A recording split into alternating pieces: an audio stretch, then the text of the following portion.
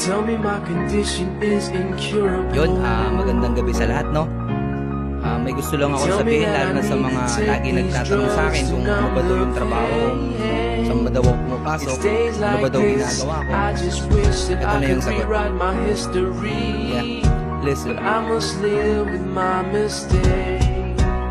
Madami yang nagtatanong, ano daw trabaho ko. Madalang daw kasing makita uniforming ganito. Hayaan yung sagutin ko lahat ng katanungan nyo, para maging klaro at maging malinaw sa inyo. Madalang nyo kaming makita, yan ang katanungan.